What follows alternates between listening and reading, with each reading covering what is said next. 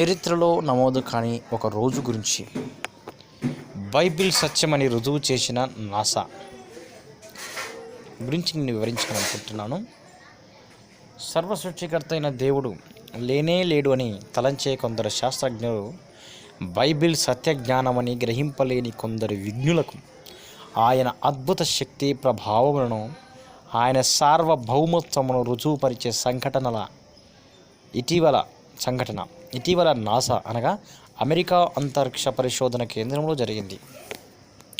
చరిత్రలో NASA space program కన్సల్టెంట్గా పనిచేస్తున్న Herald హిలా ఆ విషయాన్ని విధంగా వెల్లడించారు.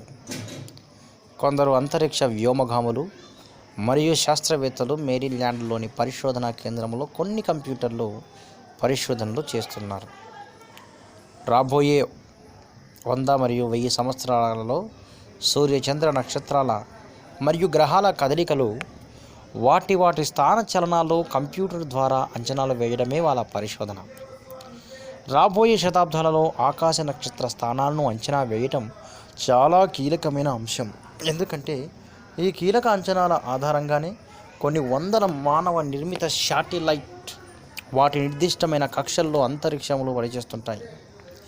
ఈ అంచనాలు సెకండ్లు, మిల్లీ సెకండ్లతో సహా చాలా ఖచ్చితంగా ఉండాలి. లేకపోతే శాటిలైట్లు అంతరిక్షంలో గ్రహాలను ఢీకొనే భయంకర విపత్తు కలిగే ప్రమాదం ఉంది. భవిష్యత్తులో గ్రహాల కదలికలు, వాటి స్థానాలను లెక్కించే ప్రక్రియలో జరిగిపోయిన కాల పరిస్థితులపై కూడా శాస్త్రవేత్తలు ఆధారపడతారు.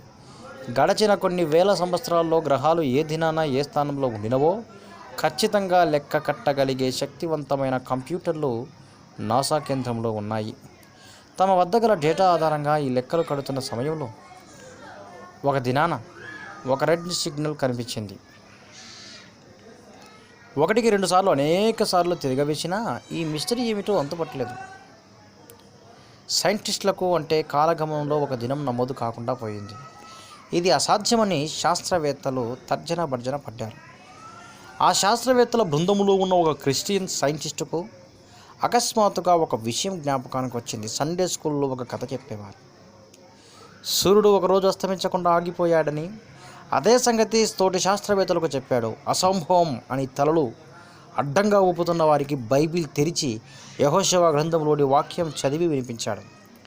యెహోవా ఇజ్రాయేలీల ఎదుట అమోరీయులను అప్పగించిన దినమున ఇజ్రాయేలీలు వినుచుండగా యెహోవాకు ప్రార్థన చేసెను. సూర్యుడా, నీవు గిబియోనులో నిలువుము. చంద్రుడా, నీవు అయాలోను లోయలో నిలువుము. జనులు తమ శత్రువుల మీద పగ తీర్చుకున్న వరకు సూర్యుడు నిలిచెను, చంద్రుడు ఆగెను అను మాట యాషారు గ్రంథంలో రాయబడి ఉన్నది కదా. సూర్యుడు ఆకాశ మధ్యమును నిలిచి ఇంచుమించు ఒక నాడెల్లా అస్తమింప త్వరపడలేదు. యెహోవా ఒక నరుని మనవి వినిన ఆ దినం వంటి దినము దానికి ముందు కానీ దానికి తరువాత కానీ ఉండలేదు. యెహోషువ 10వ అధ్యాయం 12 నుంచి 14 వచనాల్లో మనము ఈ మాటలు గమనిస్తాం. వాక్యం స్పష్టంగా ఉంది. కాలం తన పరుగుల్లో ఒక దినం ఆగిందని, సూర్యుడు దేవుని మాటకు లోబడి ఒక రోజంతా అస్తమించలేదని సత్యవాక్యమునే కంప్యూటర్లు సమర్థిస్తున్నాయి.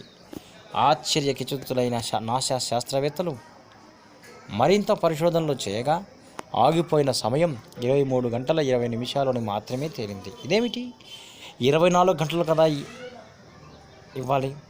వారు మళ్ళీ బైబిల్ రెఫర్ చేయగా ఒక చిన్న మాట వారిని మరింత అబ్బురపరిచింది. 13వ వచనం ఇంచుమించు ఒక నాడెల్లా అంటే ఖచ్చితంగా 24 గంటలు కాదు, కానీ ఇంచుమించు అనగా 23 గంటల 20 నిమిషాలు మాత్రమే సూర్యుడు ఆగిపోయాడు. మరి ఇంకా 40 నిమిషాలు ఏమైనట్లు?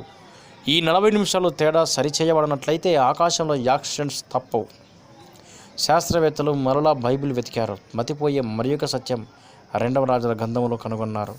ఆ దినములలో హిజ్కియాకు మరణకరమైన రోగము కలగగా ప్రవక్తయగు యెషయా యెహోవాను ప్రార్థింపగా ఆయన ఆహాజు గడియారపు పలక మీద 10 మెట్లు ముందరికి నడిచిన నీడ 10 మెట్లు వెనుకకు తిరిగిపోవునట్లు చేశాను. 2వ రాజుల గ్రంథం 20వ అధ్యాయం 1-11 వచనాలు ఆ మాటలు రాయబడ్డాయి. గడియారపు పలక మీద 10 మెట్లు అంటే డిగ్రీలు లెక్క గడితే ఖచ్చితంగా 40 నిమిషాల సమయం. యెహోషువ కాలంలో 23 గంటల 20 నిమిషాలు, హిజ్కియా కాలంలో 40 నిమిషాల వేసి 24 గంటలు. ఇది